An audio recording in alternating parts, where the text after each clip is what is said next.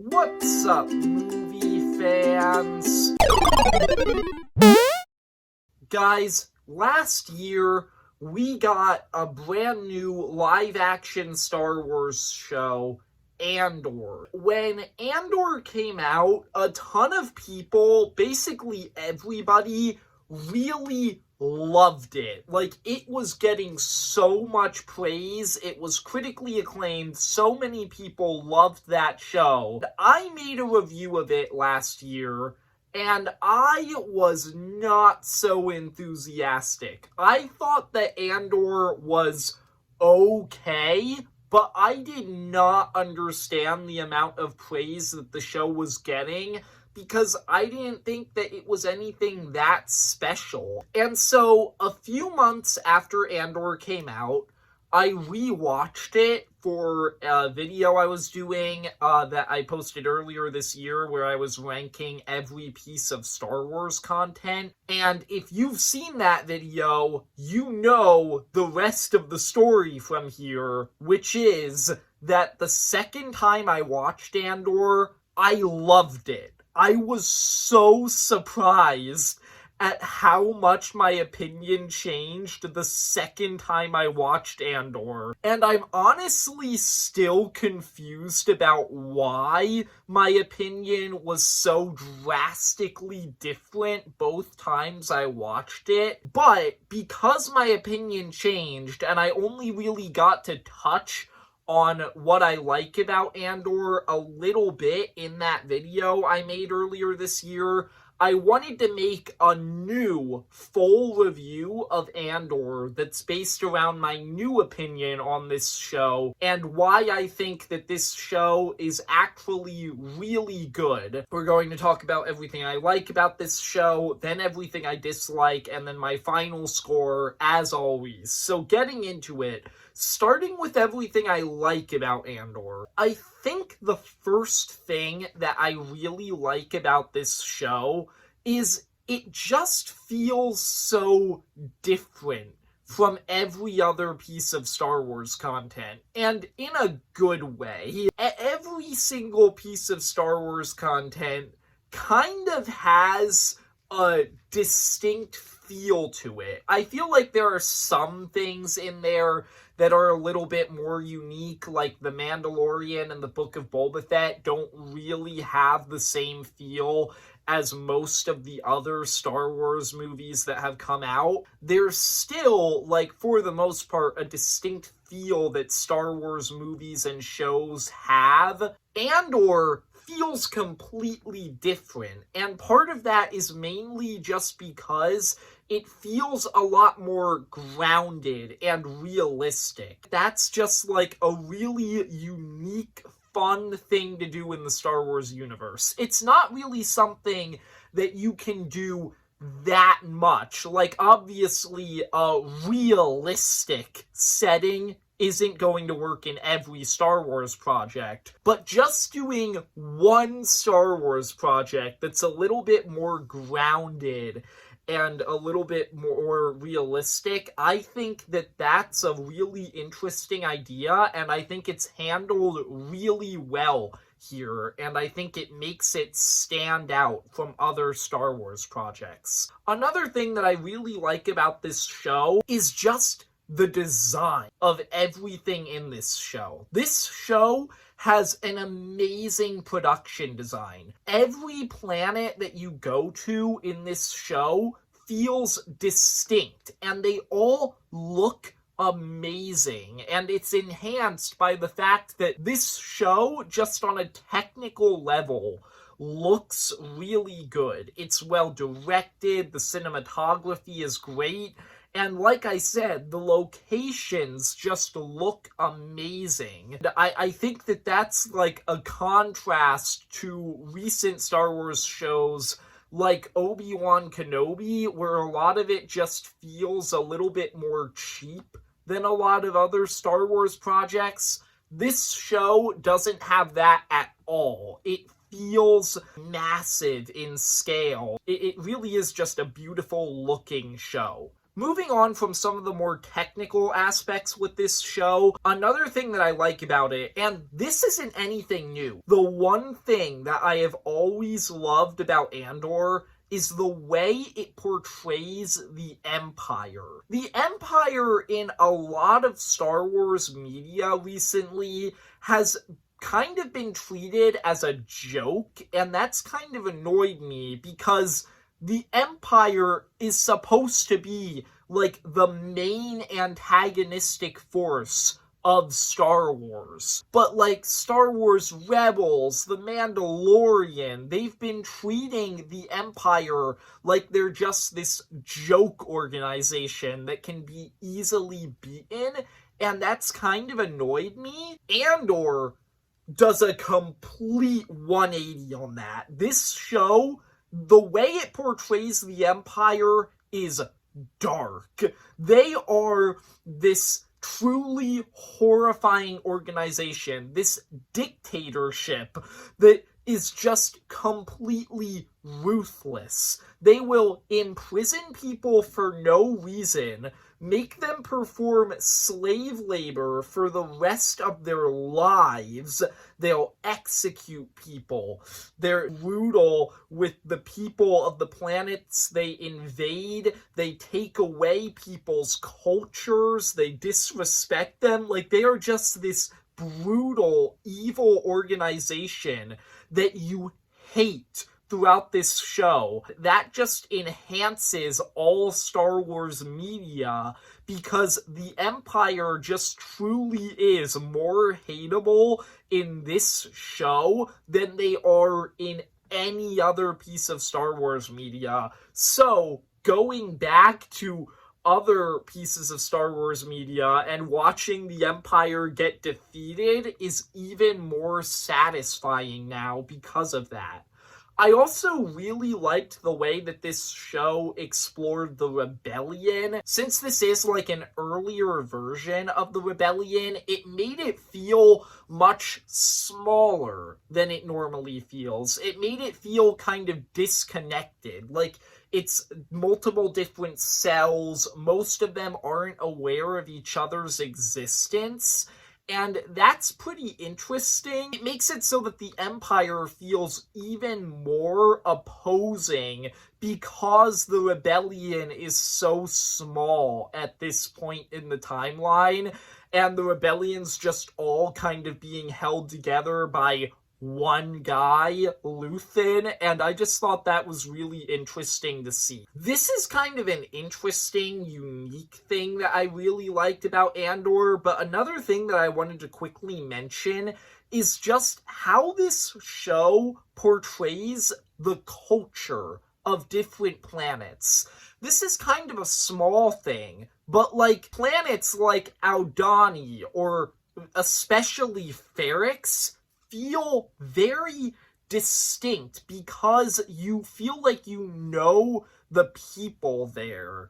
Like, the people of Ferrix, you learn things about their culture and, like, the groups of people that are there, and that's just really interesting. It makes these planets feel a little bit more distinct, and it makes it so that when you get to the finale of Andor, and you have this big uprising on Ferrix, it makes it feel even more satisfying, because you feel like, in a way, you know these people. Those are all of, like, the small details that I love about Andor, but my favorite aspect of Andor, the second time I watched it, and the thing I wanted to spend most of this video talking about, I just got really invested in all of the characters the second time I watched this show. This show has some amazing characters, and I wanted to just get straight into that because there are so many to talk about. So, getting into some of them, Luthen. I wanted to mention Luthen. I think that he is just an awesome character. Stellan Skarsgård's performance is amazing in this show, and Luthen is just like this really interesting character since he's like this incredibly strict, hardened rebellion leader who at this point in the timeline is the only person holding the whole rebellion together, you learn that he's devoted his entire life to taking down the Empire, to the point where he has nothing left. There's nothing left for him after he beats the Empire. He sacrificed everything to this cause, even down to just his soul in general. And that's just really interesting. And I just really liked Luthen as a character. I just thought that that was such an interesting concept that was done very well. Mon Mothma is a fantastic character in this show. And I think that that's hilarious because Mon Mothma was literally introduced as a minor background character who said a few things in Return of the Jedi, and now she's legitimately one of the best characters in all of Star Wars. Her struggle to overcome the Empire while still living within the heart of the Empire and being one of its senators, that was really interesting. Just seeing her have to live these two different lives because of her opposition to the Empire. The main villain of this show, Dedra Meero, she's such a great character. They introduce her in a way that kind of makes you root for her, where she's like kind of this underdog in the Empire who is trying to rise up in its ranks, but she's not being taken seriously, and that kind of makes you root for her a little bit. But the more you root for her over the course of this show, and the more she succeeds, the less you like her, because as she starts succeeding, she starts doing all of these terrible things because she is, at the end of the day, a member of the Empire. So you have her doing all this terrible stuff where she's torturing Bix. So over the course of the show, you kind of start out being like, this is a really interesting character. I kind of like her. To being like, oh my gosh, I hate her. What is she doing? She is evil. And I just thought that that was really interesting and really well done, and not really something I've ever seen done with a villain before. So yeah, I really liked Meero. Marva, Cassian's mother, I thought she was a really interesting character. I just think the idea of this person realizing that they've wasted their entire life, and now in like the final years that they have, now that they're older and wiser, they decide to stand up for this cause they believe in. That was just really interesting, and I thought that was really well done with Marva. There are so many side characters in this show, and I honestly want to mention them all because they're all so great, but I just don't have the time in this video. But like Nemik, Vel, Skeen, basically anyone in the Aldhani heist, Bix, just so many different characters in this show are really great. And then the one side character that I really gotta mention, Kino. Honestly, probably the best character in the show. He's only in 3 episodes, and yet he is so well fleshed out, so interesting, and so tragic. I love Kino. But now I want to talk about who I think is the second best character in this show after Kino, and the character who I feel I owe an apology to. And that is the main character of this show himself, Cassian Andor. In my original review of Andor, I said that he was my least favorite part of the show. I said that I thought his arc just didn't work for me. I didn't think he was an interesting character. That was stupid. I do not know where I was coming from. Like, I know where I was coming from, but it was a dumb argument. It was a dumb criticism.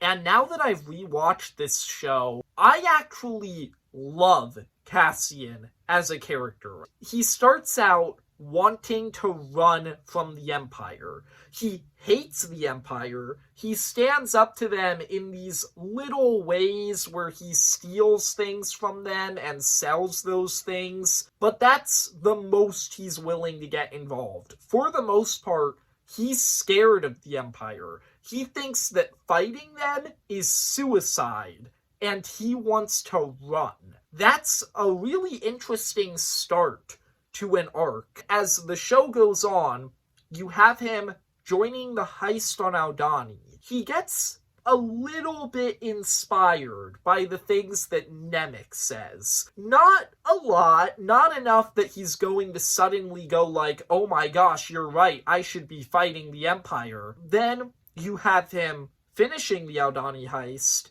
and he learns that his actions inadvertently caused his mother to become inspired, and now she wants to stand up to the Empire. That was not the outcome he was hoping for, but he decides to respect her decision, and then he runs on his own.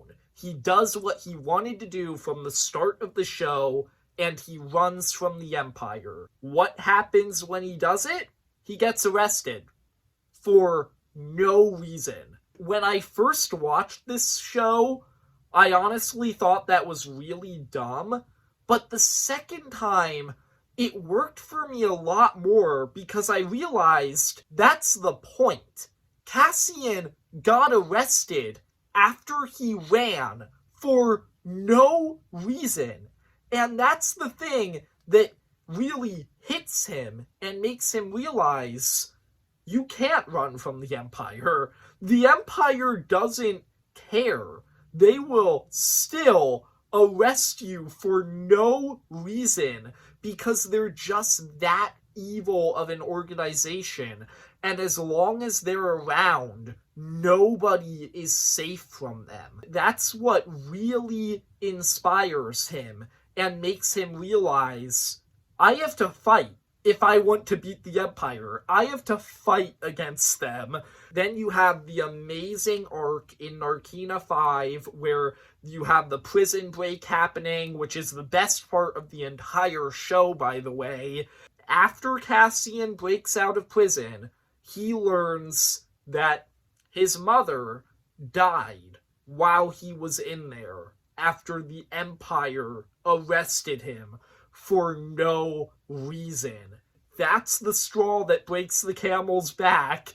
That's what makes him realize, okay, I'm done messing around. I need to fight them. That's just such an interesting, complex arc for a character to go on, and I honestly don't know how I missed this arc the first time around. I thought that it was very well handled, and I think that Cassian is an amazing character. So that's everything I liked about Andor.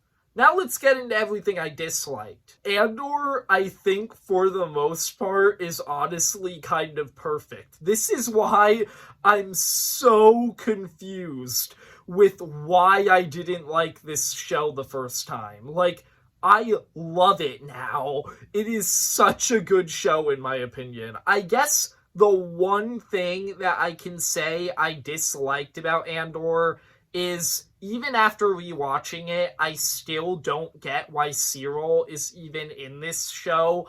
I don't think he adds anything to it, and I think that any minute we spend with him in this show is a complete waste of time.